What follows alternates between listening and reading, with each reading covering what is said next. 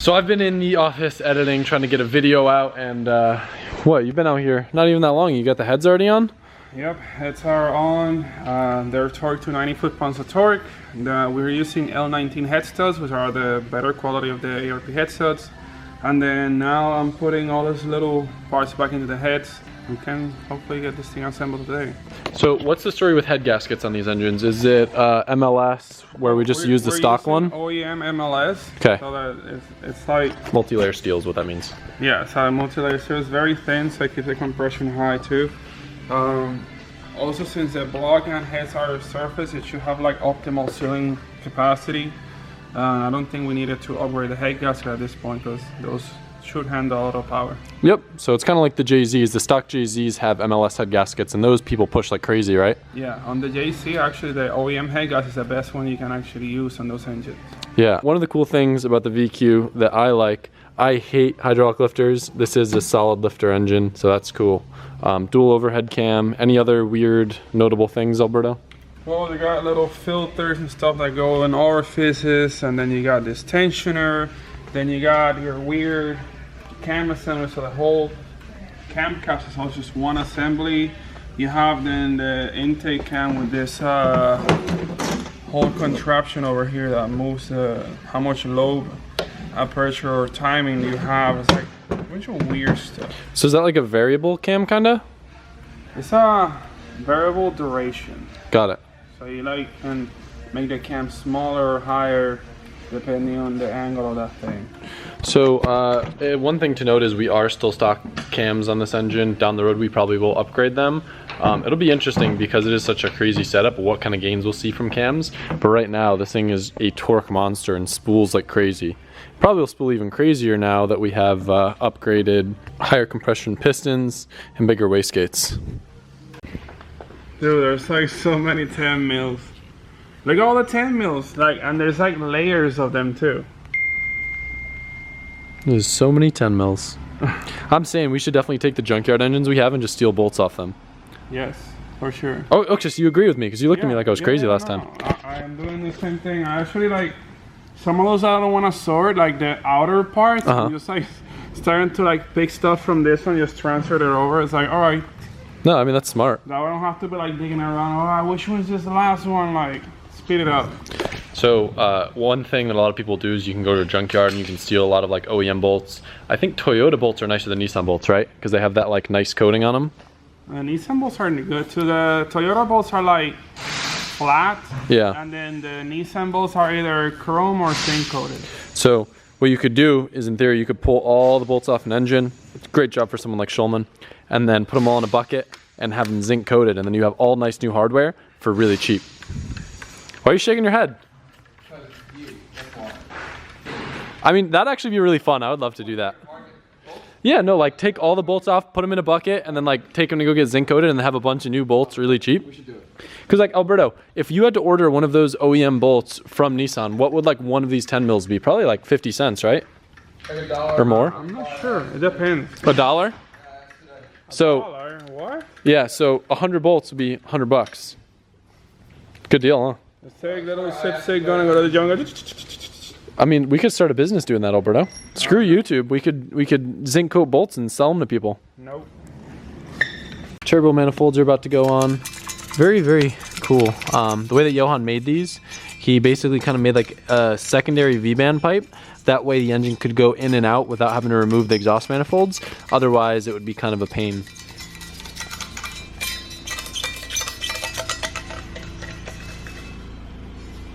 Getting there. While Alberto's doing engine stuff, I'm actually going to spend a little time on the Can-Am, and it's pretty convenient now having my own little toolbox, so I can just bring this over here, and then I can not have to keep running back and forth for all my tools. Stoked on this. Luckily, I'm already familiar with pulling all these arms out because I had to replace the axle, but if you look here, I got a little bendy boy that's been bent for a while. And my alignment's been kind of off on this thing, so I'm gonna pull these arms out now and finally replace them. We got stock arms and we've got some nice billet replacements. So I think these are made by a company called S3, and looks like this one is stock length. Nice beefy billet arm. This is actually a high clearance one too. If you notice, it's got a little bit more of an aggressive angle than this, so the arms won't hang as low when the vehicle is driving. Now the other arms are adjustable, so I'm just matching them to stock length to try to get the stock alignment back. Little trick for matching length, put a bolt in one end and just adjust till it's at the right spot. Then we'll lock these down once it's actually on the car. Just kidding, there's not gonna be room, so we're gonna do it now. Shulman when he skips leg day, Alberto every day. Didn't take that long. A couple little pains with the little rod end thingies like popping out and stuff. But I'm almost ready to drop it to the ground. It looks so sick.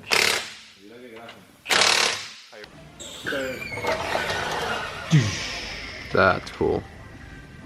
So see how I have like extra clearance here now? Okay. So when I go over big rocks, Doesn't hit it. when I run over Alberto, won't bend it on. Or me. You forgot you're in Florida, bro? Hey, there's rocks in Florida, alright? So Johan Hey. stopped by to help us get the engine in.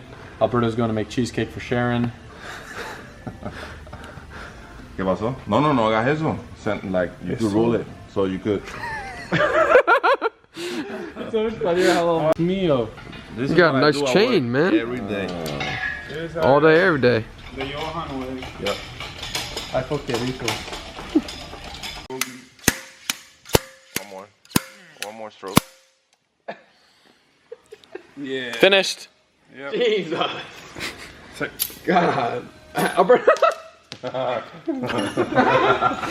That's so good. I forgot how much this chaser rips. It is so much fun.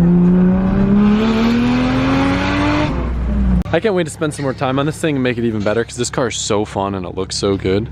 I think you guys will be pretty excited to hear what I have in store for this car because it is a little bit change of plans from what I've originally told you. I think it's funny how I convince myself I'm gonna get these cars that are like rare and valuable and collectible and just like park them and look at them. And then I end up dailying the most rare one I own. I don't know, it's just fun and I like this, driving cool cars. Welcome to the partway video. I don't know what's going on. I've been feeling really weird lately, just like in a fog, so that hasn't been great. But I'm trying to film a little bit as we go. Today's the day that we're gonna end up tuning the 370Z with a new engine, so that's exciting. I also want to take a look at this car. The Hikis light keeps coming on, and you'll notice the steering wheel's off. It was actually off to the other side, then I got it aligned, and then it was off to this side. And the Hikis seems like it kind of freaks out at low speeds, and the car's like all over the place, but then at high speeds it's straight. So I'm gonna try to diagnose that today, even though I'll probably end up deleting Hikis. I'd like to get it dialed enough to drive it around enjoyably. We've gone over, obviously already, the main difference with this engine is that it's a forged bottom end, a little bit higher compression. But if you remember last time, we were having some boost creep issues. So the car would make around 10 pounds, then as it would start getting higher in the RPM range, the car would generate so much exhaust gas that it couldn't let it out fast enough with the wastegates that we had, and then we'd start getting boost creep. So instead of 10 pounds, it would start creeping up almost as high as like 16, 17 pounds up at redline, especially in higher gears with more load. So we replaced our old 38 mil gates with some Turbo Smart 45 mil gates. Now Johan actually took these up pipes and redid the flange because since it's a bigger diameter, we had to redo that part of it. So in addition to letting more exhaust volume out and hopefully combating the boost creep, especially multiplied by 2. Me and Alberto were talking with the Turbo Smart guys at PRI for a while, and they were kind of walking us through what's new and different about their gates. And the cool thing that Alberto was geeking out especially about, They redesigned the inside of the wastegate to allow more exhaust to flow out. So even though it was already a 45mm wastegate, they redesigned the valve so you can see it has an undercut on the back to allow more exhaust velocity to flow through the valve. Also, they strengthened the bushing that holds the valve in place, so it allows like pretty much. they like stress test these, and what he's explaining is they have like a machine that would just fire some absurd amount of temperature and exhaust gas through them, and with coolant running through it, they ran out of gas in the machine before they could kill the wastegate. Yeah, So pretty much. That's how good it is. You can also see the bottom of it has like this little fins and stuff, so it has good heat shielding, so it dissipates heat very well. Another cool feature of the new one is that they upgraded to 1/8 Npt Fittings. The old design used to be 1/16. It's a lot easier to find fittings for these now, even though already they come with stainless steel fittings per application. If you want to just like push like whatever, it's very easy. but I'm gonna steal from you because I want to highlight this because this is what I was geeking about. Alberto's like, oh, the flow, the valve, and all this stuff, and I'm looking at these, and you know what I'm looking at? I'm like, oh my god, when we have to change a spring, there's no more dealing with those stupid little Allens. If you guys have ever changed a spring on the wastegate, you have to put so much pressure when you run a higher pressure spring, and there's these little Allens on the other wastegates that we had that would get stripped and they're hard to line up. Where this is just a single ring, in addition to letting you clock it 360 degrees, so you can basically put it wherever you want. It looks like a coilover wrench. I mean, that's the same principle. It's pretty cool. If you don't have enough strength or it's hot or your hands hurt, you can always just use a ratchet and just put it at the end of this. No way, that's And pretty you have cool. like all the leverage. Basically, put it like this. The cool thing about that is now if we need to change a spring, we can do it on the car, where before we would have to pull the wastegate off, deal with it super hot. It still might be a little bit of a challenge to put adequate pressure in here, but that design is definitely something cool. So same exact deal with the blow-off valves. I probably should have shown you these first since it's a little bit easier to see what's going on. But I'm very, very keen to have TurboSmart on board with this build and appreciative of them helping us out. I can't wait to use this wrench in the dyno and see how easy it is. We should time it. How long is it gonna take me to switch springs if we have to the dyno? So right now we are running about the same springs that we were running before, which is about a 7 PSI spring, which should hopefully put us somewhere near 10 pounds. With the boost controller we have, we should be able to double it, right, Alberto? So we should be able to get up to 20 pounds. Yeah. So if that gets us close to the 800 horsepower number, I'll be fine, and then we'll have a good like fallback at gate. Before, remember, we made 700, but we were boost creeping, so it's hard to kind of know where we're going to be at power-wise, and you know, now that we have a little bit better flow, maybe it won't make 10 pounds with 7-pound springs. So we may need to change springs on the dyno, but Alberto's up for the test. I'm ready. So you'll notice I missed on the engine getting installed into the car. So Johan's been helping us a lot recently, and it was pretty rad. He came in after Alberto left yesterday, so it was kind of like having a double shift almost. And he was able to get the engine in, so that way Alberto came in the morning. He's just been tidying everything up, making sure all the lines are in, and doing the final last installs of everything. So should be running pretty soon, and hopefully, I mean, there's no reason why it shouldn't start on the same map since it's very, very similar, but it's exciting. Got asked a couple times if the Skyline was a real GTR, so I figured I should probably put the emblem back on in the meantime. So I cut up some 3M tape. Oh no, I don't need to cut the R. That's cool. Yeah, so I just cut it out and did a decent job to where it's not sticking out on the edges, but it's still got enough to adhere because I'm assuming these would suck to lose. Alberto, every time it's about time to start the engine, gets all worried. Yeah, it's kind of stressful. I hope I tie in all 10mm bolts in this thing. So are we going to prime it first a couple times? Should I unplug that thing? What thing? The thing that makes it not fire? The CAS? I gotta look for it. Is there no CAS? There's like 20 of those things on this thing. So how can we prime this thing without it starting? What's the trick? Oh, I got a trick that simplifies everything. Alright, we should probably do that. Even though we're going to wind up hitting traffic anyway, Alberto kind of made these real quick, and then we'll shape up the tops like we did on the other ones down the road. We just want to get this thing on the road. So what's the trick, Alberto, to prime it?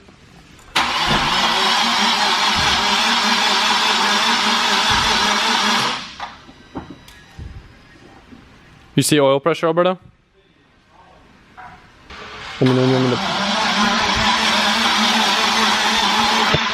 The fuel relay is not plugged in, so it's not seeing fuel right now. This is just to get all the oil throughout the engine.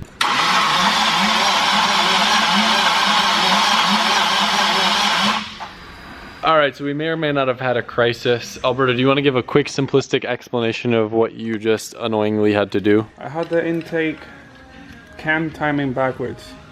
So according to a diagram that I saw, it kind of didn't make sense, but I said, let me follow the manual. It had the cam alignment dowel orientation to the bottom side and the intake cam and then the exhaust upside. So I mounted it like that, then it's like, car kind of like sells along compression, but that's what the manual says. And we try to start it, it doesn't start. When we were starting it, it sounded different. Is that when you heard it? Because I noticed that too. Yeah, like it turning over. It didn't sound like a lot of compression. So then I'm like, let me look it up a little bit more into depth, and then I realized that both dowels have to go up. So I have to take the whole front of the motor apart in the car, and then now I'm finally putting everything back together. So now it should be good. This stupid thing either gonna start or blow up. Let's hope it's the first one, Alberto. Because let there be life.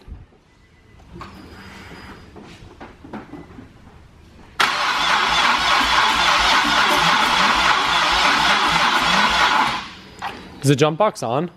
Come on, baby. Can I give that a shot?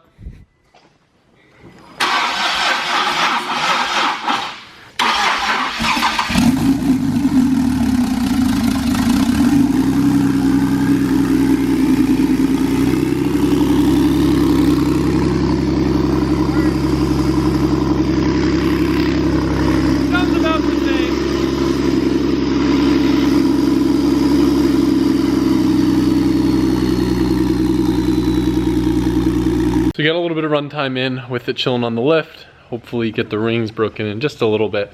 Gonna change the oil before the dyno so we have some fresh oil in there. And then after the dyno I'll probably do another oil change again too. Can never be too cautious, especially with a new engine build. Oil being wasted. I don't know, it is a bummer, but oil's a lot cheaper than a new engine.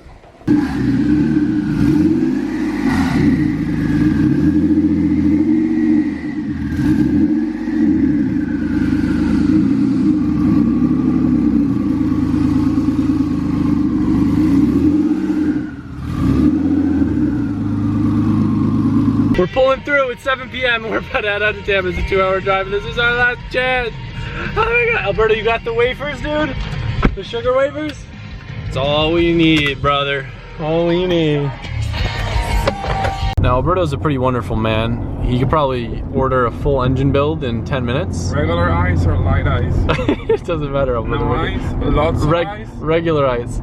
He's been ordering Uber Eats food for the past half hour. So we're just gonna, we do this actually quite often, so when we arrive at the shop, then we'll have food waiting for us, so life hacks.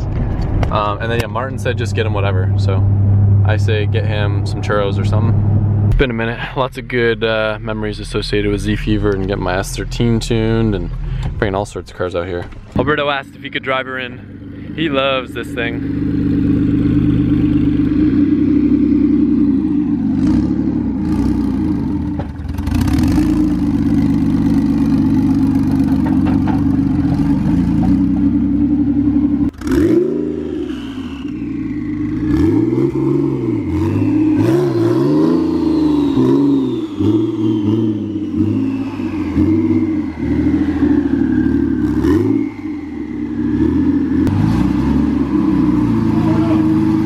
Alberto, you're so keen on driving it in here, you didn't realize the maze that you have to go through, huh? I didn't do too bad actually. I didn't even stall. I thought I was gonna stall this one. Yeah, Martin's a great guide, but it can be kind of tricky. I remember the first time I had to do it with my SR car, trying to like T. So.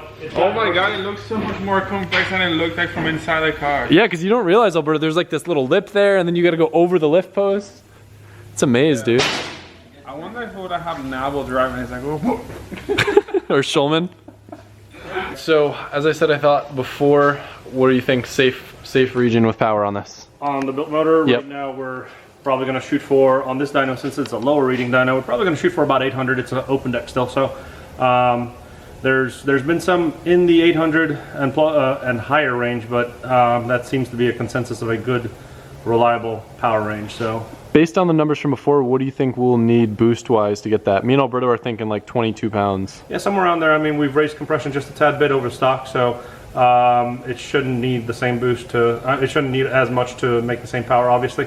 But yeah, 22, 23 PSI should give us a nice 800. So we'll see. We have 7 PSI springs in right now, so it's probably, what do you think, can be like 10 pounds at gate? Yeah, 10 pounds gate, obviously with how well that setup breathes. So I would say 10, 11 maybe with a creep, and we'll see where it goes. But again, the gates are larger than last time, so it might regulate it down to 7, 8 PSI. We don't know until we roll it. We shall see. So one thing I didn't know until now, this is the later model BQ37. So I guess this used to be a 10.5 to 1 compression. So we went up a full point of compression. Martin says that means he's gonna pull out probably about like 3 degrees of timing. I guess that's the general rule of thumb.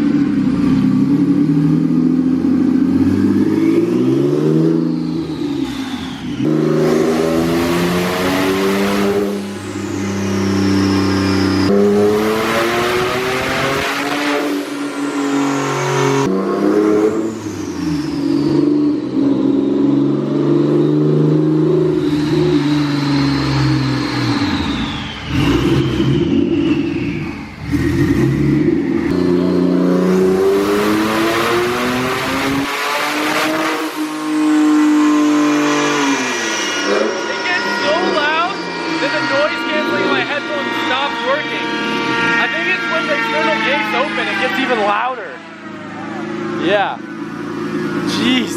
I looked at the innovate gauge, 10 pounds right on the dot. Really? Yep. That's good. That's good control.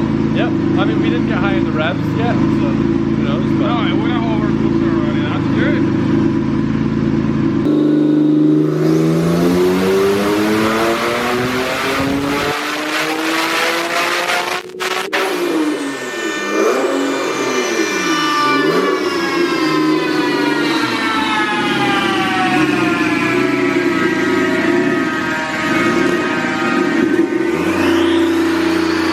not a bad starting point. Looks like though that's a huge difference based off before when we had the boost creep issue. So that means we might have only made 500 horsepower before at 10 psi. That pole was almost the red line and confirmed held 10 psi the whole time. No flags, no green, no nothing.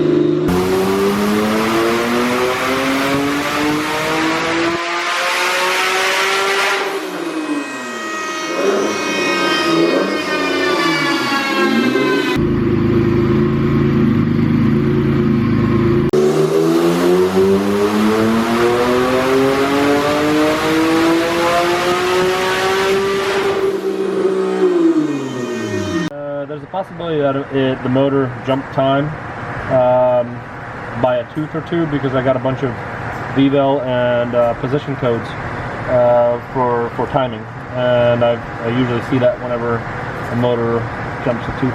How does that happen? Tensioner failure, valley gasket failure. Yikes. But we'll see. I just need to document that I was the one that found the problem. Yep. Yep, alright. That's why there's a position. Can you hold the camera since Sure. I'm the mechanic now? Here, hold on. This is This is sight to be seen. Adam fixed the problem. they found it. The plug, like, oh, there's a little bit of stress on the, Probably when the motor flexes Yep. is what's happening. it doesn't feel like it's plugging in all the way.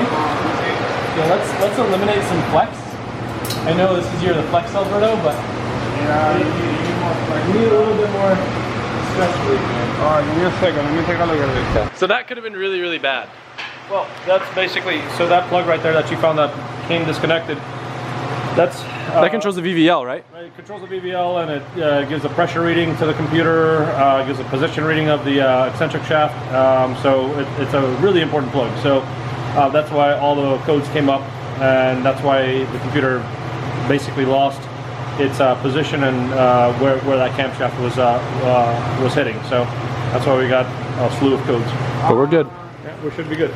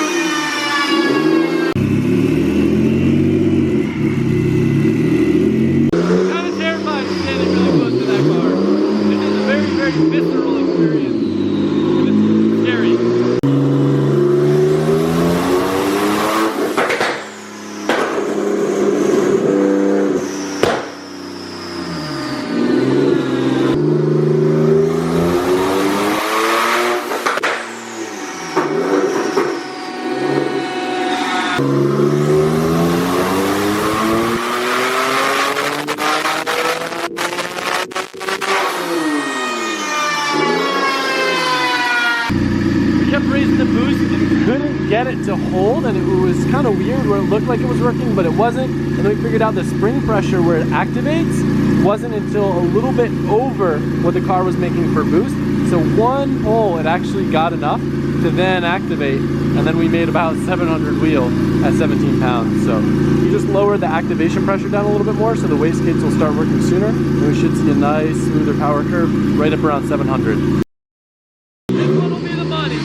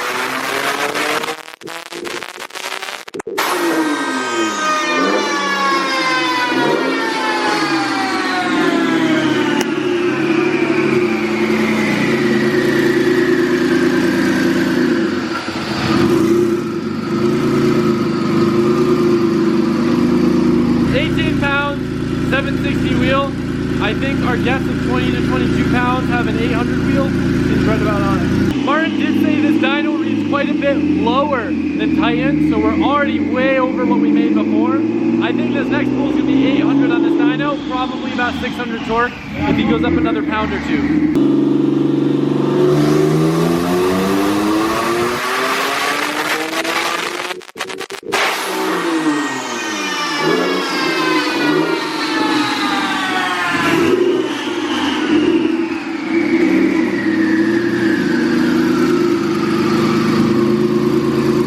I was right on the torque, a little bit off on the power. So you can see right here it was building boost, and then the gauge hit O2 cut. So the Innovate gauge, if it gets over a certain AFR, it'll basically result back to spring pressure. So that's why you see right here, it kind of was building boost, fell off, and then the AFR got back in the sweet spot, and there's like, all right, give you more boost, and then we got to our target. But this next one, it should just kind of whoop, and we'll make way more torque.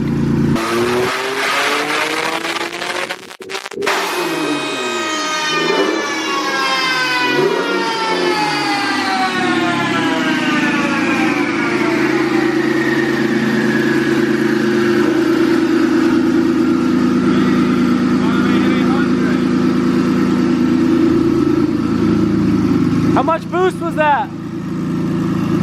Not even 20 pounds. All right, Alberto, less than 20 pounds, we made over 800. That's even more efficient than I thought it was gonna be. Yeah. Wow, I'm impressed.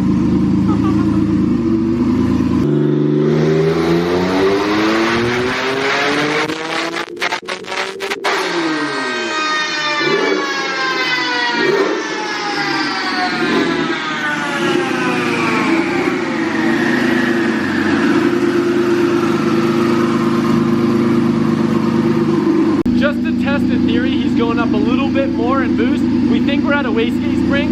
Usually with a 3-port boost controller, you can only double your spring pressure. Since our spring pressure is about 10 PSI, that would explain why about 20 we're maxed out. So we went up a little bit more. We'll see if we pick up any horsepower or if it's about the same.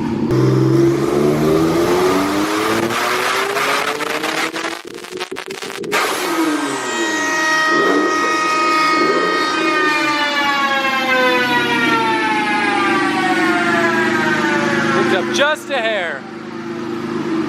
All right, so we're officially out of spring, which is good because if we weren't, we'd probably keep going up. So at about 20 PSI, we made 837 wheel, 643 foot-pounds of torque. 100% we could change the springs and push more, but we're not gonna. We met our power goal, car's good. That's a beautiful graph. If my camera ever focuses. Especially for like drag racing stuff and traction, having this flat line torque and the power just keep going right up. This means we'll kind of be at the same sort of traction coefficient or whatever you want to call it the entire time, and we keep building power all the way up until red line. So this happy spot right up here looks like we'll be almost 780 to high 800s the whole time that we're in our power band. That's rad. So what do you think? What do you think of that curve? That's a really nice smooth curve. I think we're just running out of wastegate spring at this point, so call it a night. Come back with some bigger springs and maybe some bigger injectors. Oh yeah, that was a good thing to mention too. What were we at, 91%? 91% was the peak injector duty cycle, so we're gonna just playing it safe. I typically start cutting them off at 90%. So it was perfect. We made the 800 goal. Didn't really have to do much work on the car other than a little plug situation, but it was a pretty good dyno day. Alberto, your very first gnarly VQ. Yep, it worked. I'm surprised. everybody hit up Alberto for VQ build. No. Oh my god. Oh my god. How much do people normally charge to build that? That's the hardest engine I ever built. A lot. They do the It took VQ me build, so long VQ to build builds it. to do it properly. Like people charge an arm and leg. Alberto, what was the one that you built before? Was it like a turbo one or just a stock rebuild? That's a 35. It's the But just a stock rebuild, or is it forged? stock. Okay, so this is pretty nutty then. Yeah, it's the first like semi-build. I mean, built bottom end. Yeah. Yeah. These motors flow, man. You'll make 1,000 on stock exhaust cam on one of these with enough boost to it. This setup definitely would make 1,000. Probably 28 pounds on these turbos. Yeah. But we're happy with this power level. I want to run it down the strip. We have a couple different settings, so I can run it at the 700 horsepower level, or if I want to up it to 800, put it on kill at 830, we can. So that's exciting. If the again. Thank you again, Martin. Also, congrats on, you just made some VQ records, right? Oh, I don't know. For a built motor, no. No, but I mean on those cars that were running down the strip. Oh yeah, so it's been a good December. So we've got cars running now in the 11s, which is I think a world first on a NA unopened engine. VQ37, right? VQ37, yeah. Yeah. So as of right now, there's an 1190. One of our tuned cars ran 1204, and another one 1201, which is also a record because that was a G-body car, G37 sedan. I'm sorry, a G37 coupe.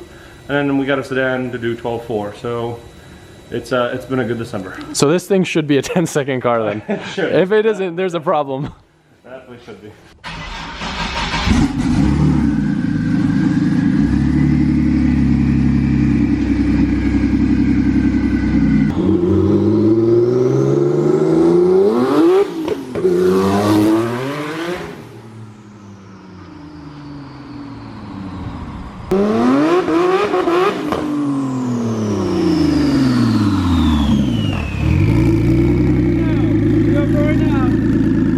Very nice.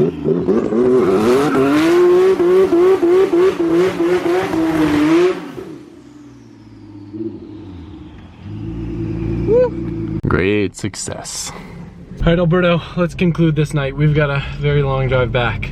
Props. Yeah, man. That's definitely impressive. It worked. I'm glad.